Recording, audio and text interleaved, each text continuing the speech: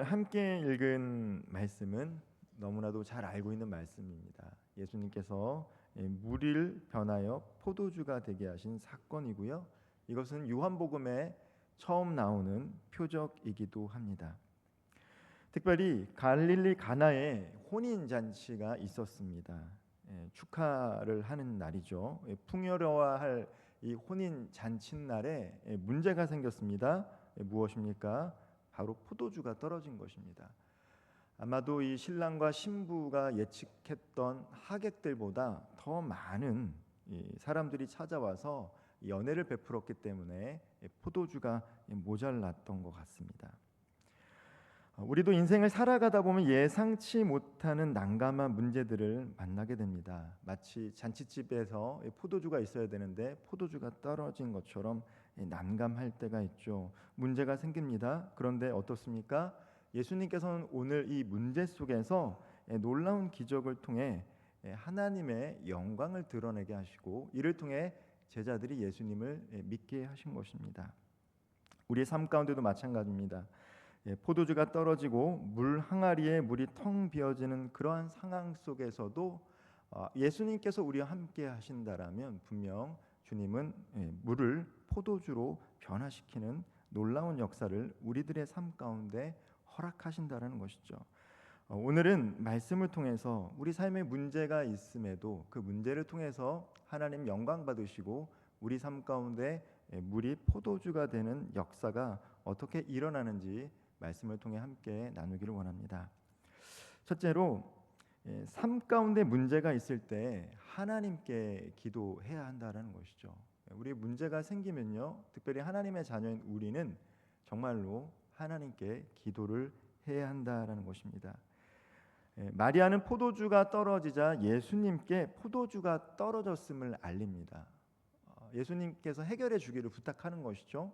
문제가 생겼으니 예수님께서 충분히 해결해 주실 수 있음을 알고 예수님께 지금 이 잔치 가운데 포도주가 떨어졌구나라고 얘기합니다. 우리가 기도하는 이유가 무엇입니까? 하나님과 대화를 통해 하나님께서 원하시는 삶을 살아가기 위해서 우리는 기도합니다.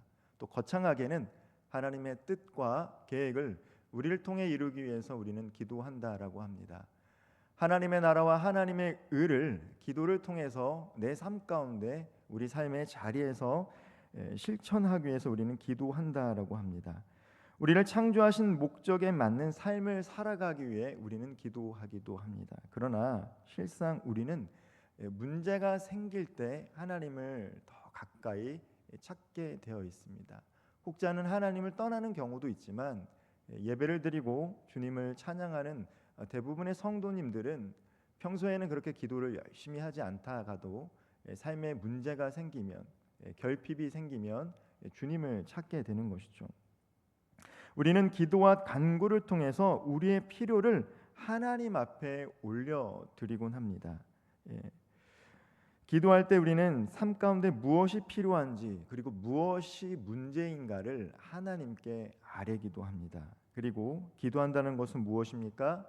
나에게는 이것을 지금 해결할 수 있는 힘과 자원과 능력이 없사오니 주님께 이것을 맡깁니다. 주님 도와주시옵소서. 기도한다는 것은 무엇입니까? 내가 다른 사람을 통해서 그 문제를 해결하기 전에 주님을 전적으로 신뢰한다라는 것이죠. 기도할 때 하나님은 우리들의 삶 가운데 놀라운 역사를 일으키실 준비를 하고 계신다라는 것이죠. 물론 우리가 필요를 구하지 않아도 우리 삶 가운데 많은 부분을 채워주는 것들을 경험합니다. 하나님 우리 아버지시기 때문에 우리가 필요하다라고 구하지 않아도 쓸 것들을 채워주시고 우리 삶에 문제가 있다라면 그 문제를 해결해 주시는 분이십니다.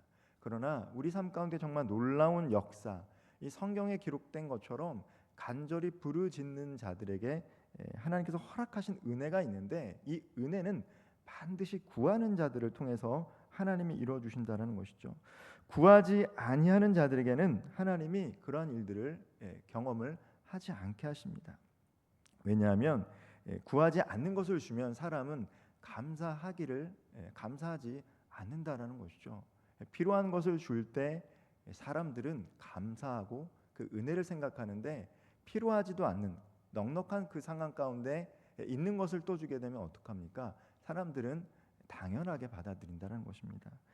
우리 사랑하는 하나님 아버지도 우리가 필요하는 것 그것을 놓고 간절히 기도하고 주님의 이름으로 하나님 앞에 간구할 때 하나님께서는 기꺼이 주시기를 원하신다라는 것이죠. 혹시 삶에 갈급함이 있으신 우리 성도님들이 있습니까? 삶에 문제가 있으신 성도님들이 있습니까?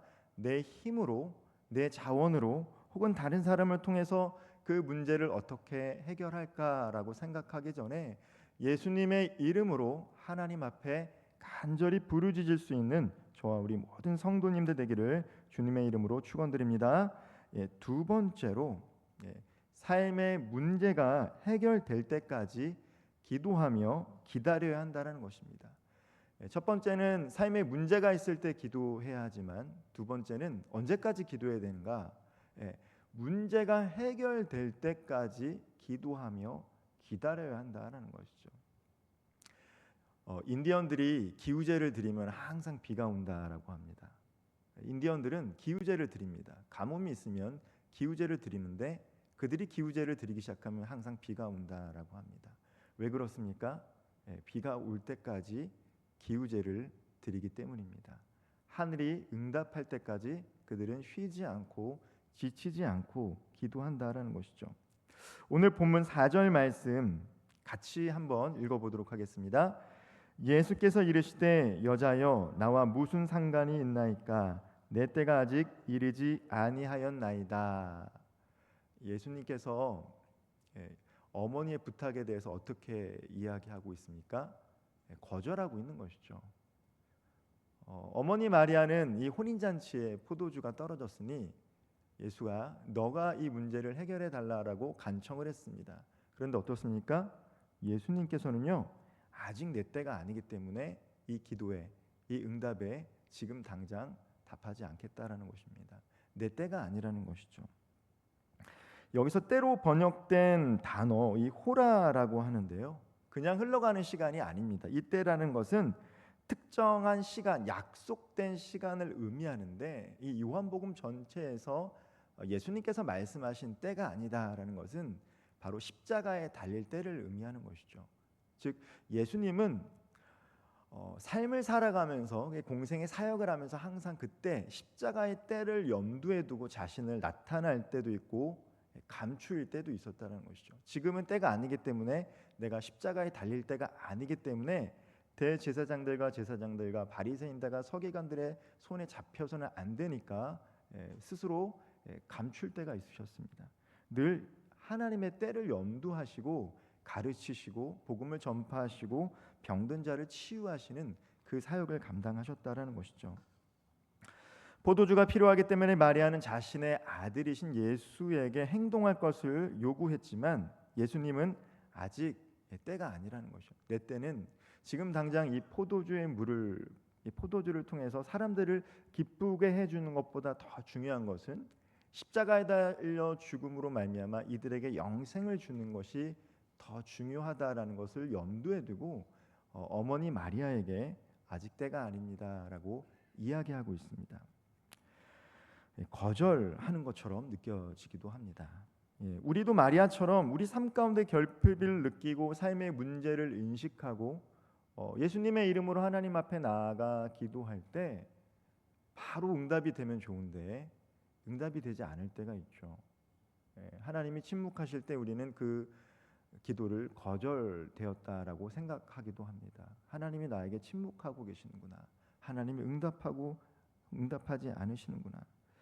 그리고 혹여나 이전에 혹시 잘못된 생각과 행동을 했다라면 이러한 나의 죄 때문에 하나님이 혹여나 응답하지 않으시는 것은 아닌가라는 죄책감을 느끼고 기도를 하고 신앙생활을 할 때도 있다라는 것이죠.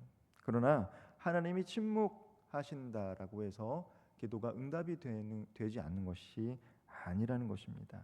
하나님께서 침묵하시는 이유는 아직 그 기도가 응답받을 때가 아니기 때문이라는 것이죠.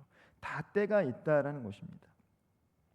우리가 필요로 하고 문제가 해결되길 원하는 때와 하나님의 때가 맞으면 좋지만 다를 수 있다라는 것이죠.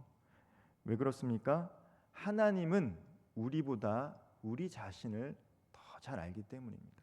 우리가 원하면 이것을 들어주면 오히려 좋을 것 같지만 그렇지 못할 때가 있다라는 것을 하나님 아시기 때문에, 아버지 되시는 하나님은 우리 어린 자녀들에게 요구하는 것을 다 들어주는 것이 아니라 아직 때가 아니기 때문에 더디 응답하실 때가 있다라는 것이죠.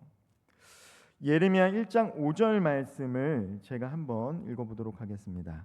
내가 너를 모태에 짓기 전에 너를 알았고 내가 배에서 나오기 전에 너를 성별하였고 너를 여러 나라의 선지자로 세웠노라 하시기로. 예수님께서 예레미야를 아셨다, 내가 너를 알았다라고 하는데 언제부터 아셨다라고 얘기하십니까? 태어나기 전에 알았다라는 것이죠.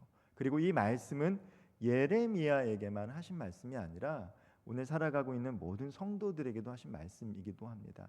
하나님이 우리가 태어나기 전에도 이미 구별하여 선택하시고 우리를 너무나도 잘 아시기 때문에 우리가 기도하더라도 때로는 하나님이 응답하지 않으실 때가 있다는 것이죠. 당장은 우리가 좋겠지만 그 기도 응답이 될 때 오히려 하나님과 더 멀어지게 되고 그것이 복인 줄 알았는데 후에는 화가 되는 경우도 있기 때문에 응답이 되지 않은 경우가 있다는 것입니다. 창조주 하나님께서는 우리의 필요를 인식하시고 우리 삶의 문제를 더 잘 아시기 때문에 하나님의 계획 아래서 침묵하시는 것이죠. 예수님께서 이 땅에 살면서도 항상 구원의 계획의 때를 의식하며 살아갔습니다. 우리는 저마다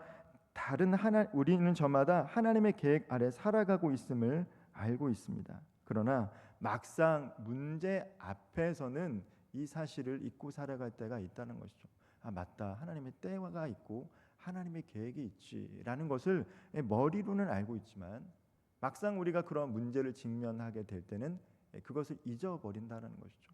내 때가 더 급하다라는 것입니다.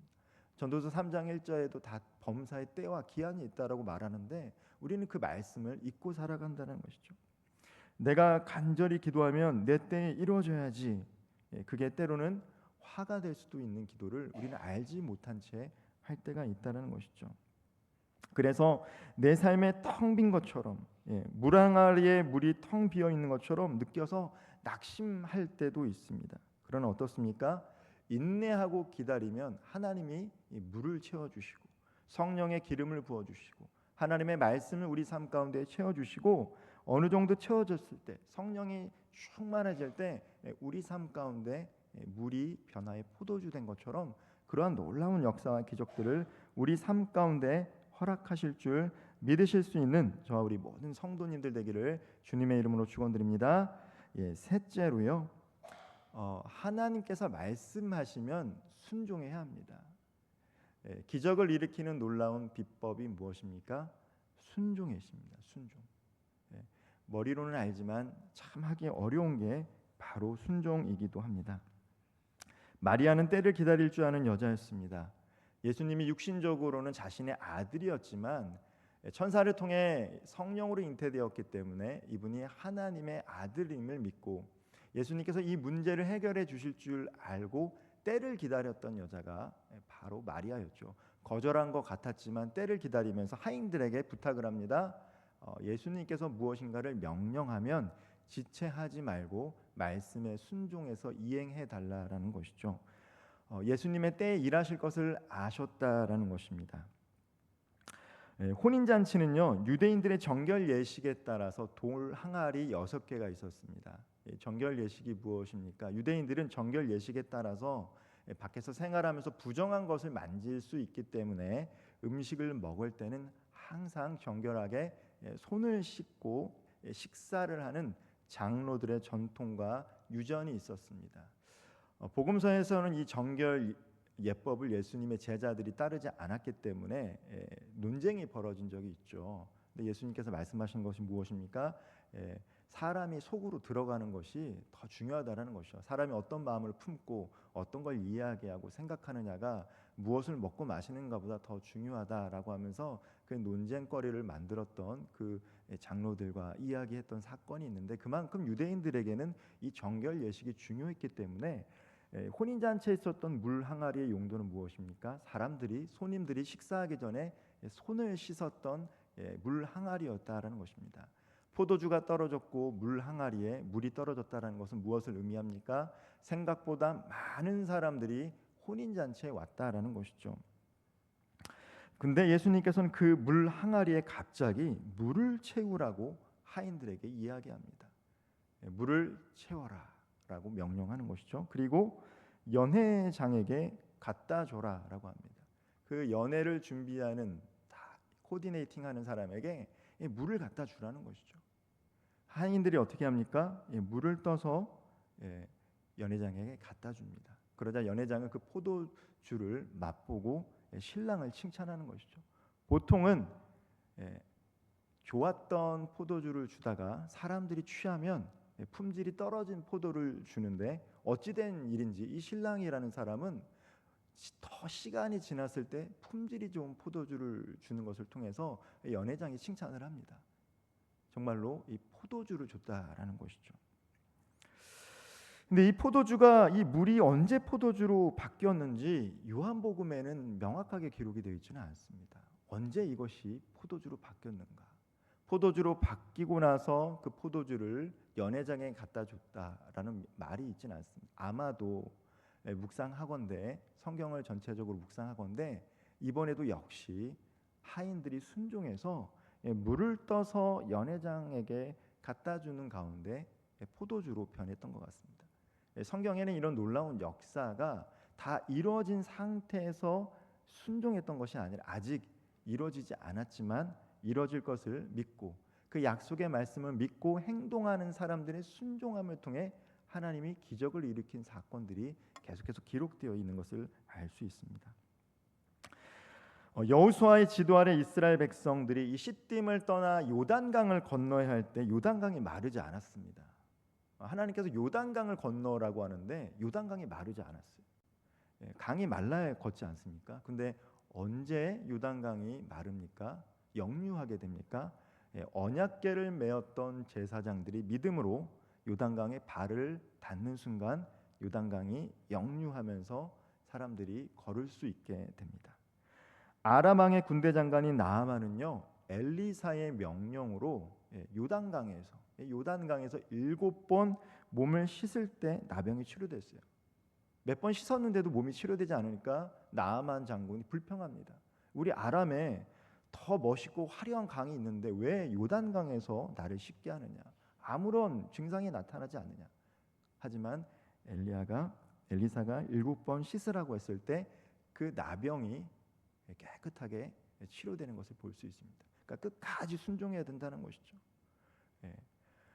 한 번 했다고, 2번 했다고, 3번 했다고 그게 아니라 말씀하신 데까지 순종할 때 하나님은 그 일을 행하시는 것을 볼 수 있습니다. 누가복음에도 비슷한 이야기가 나옵니다. 예수님께서 10명의 나병 환자들을 치료하실 때 어떻게 합니까?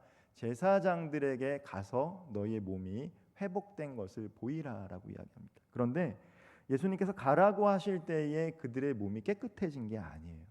예수님의 말씀에 순종해서 그들이 발걸음을 옮겨 제사장에게 향할 때 그들의 몸이 나아졌다라고 말씀 기록을 하고 있는 것이죠. 예전에 나병 환자들 어떻습니까? 길거리 돌아다니면 특별히 유대 시대 때는 유대인들은 돌을 쳐서 죽이도록 되어 있었습니다. 그러니까 그들은 사회 속에서 함께 어울리지 못했던 사람이고 공동체 안으로 속하지 못했던 사람입니다. 나병이 있음에도 불구하고 마을로 왔을 때 발견하면 돌에 맞아 죽을 수도 있습니다. 그럼에도 불구하고 예수님께서 말씀하실 때 그들은 순종해서 제사장에게 왔고 그때 그들은 정말로 나음 받았다라는 것들을 확증받게 된다라는 것이죠. 하나님의 약속의 말씀을 믿고 순종할 때 우리들의 삶 가운데도 이런 놀라운 일들을 하나님께서 행하실 줄 믿습니다. 약속의 말씀을 믿고 순종할 때 하나님은 여전히 이러한 일들을 우리들의 삶 가운데 행하신다라는 것이죠.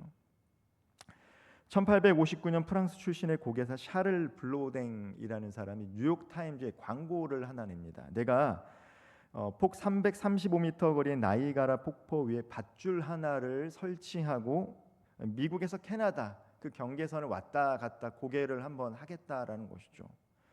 외줄타기를 하겠다라는 것입니다. 그래서 뉴욕 타임즈에 1859년에 이 프랑스 출신의 이 고개사가 광고를 딱 냈을 때 그 지정된 날에 수천 명의 사람들이 밑에서 그 광경을 구경하려고 모여들었습니다.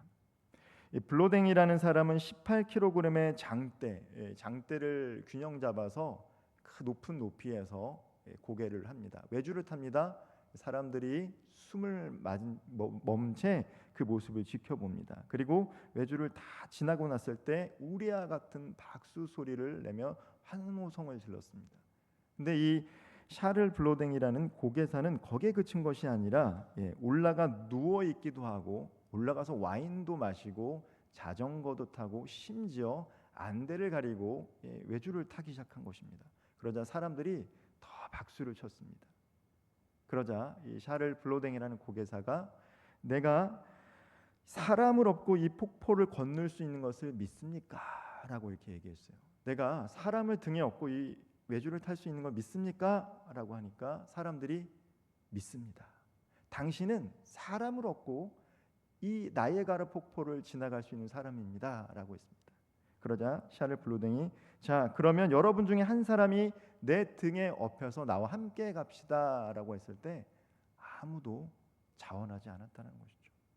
그들은 믿었지만 함께 할 수 없었습니다. 그러자 관중 속에 있던 한 사람을 지목합니다. 바로 헨리 콜코드라는 사람을 지목하고 그가 바로 샤를 블로댕에 업힌 다음에 외줄을 타고 폭포 위를 건너가기 시작했습니다. 그리고 모든 광경을 지켜보는 가운데 이 블로댕과 콜코드가 무사히 폭포를 지날 때 많은 사람들은 환호성과 박수를 치게 됩니다. 이 해리 콜코드는 바로 이 블로댕의 매니저였다라는 것이죠. 정말로 신뢰하고 믿었기 때문에 그의 등에 업혀서 함께 나이아가라 폭포를 지나가게 된 것입니다. 그리고 블로댕과 함께 외줄을 타고 나이아가라 폭포를 건넌 최초의 사람이 바로 되게 된 것이죠. 역사의 기록이 되게 된 것입니다. 관중들은 블로댕이 사람을 업고 나이아가라 폭포를 지나갈 수 있다라는 것을 믿었습니다. 머리로는 동의했다는 것이죠. 머리로는 동의하지만 내가 실제로 그 사람 등에 업혀서 외줄을 타는 것은 주저했다라는 것입니다. 믿는다라는 것이 무엇입니까?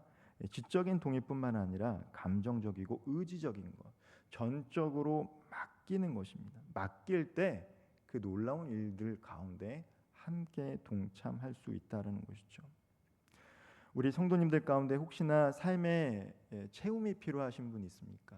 텅 빈 돌 항아리에 물이 가득 채워지듯 내 삶 가운데 무엇인가 채워짐이 필요한 우리 성도님들이 있습니까? 혹시나 이 연회장 가운데 혼인잔치 가운데 포도주가 떨어져서 곤란한 상황에 처했던 것처럼 삶에 문제가 있는 우리 성도님들 계십니까?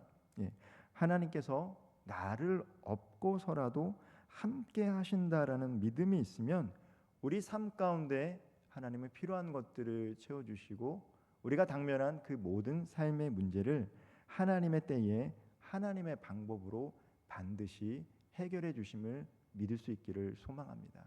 하나님을 전적으로 신뢰하는 자에게 하나님 이러한 놀라운 일들을 여전히 이루어 주실 것입니다. 말씀을 마치겠습니다. 혼인잔치에 포도주가 떨어진 것처럼 우리들의 삶에 문제가 있을 때마다 하나님께 간절히 기도할 수 있기를 소망합니다. 텅 빈 항아리에 물을 채우라 말씀하실 때 우리 가운데 말씀을 채우기를 소망합니다. 간절히 기도함으로 말미암아 성령 하나님으로 채워갈 수 있는 저 우리 성도님들 되기를 소망합니다.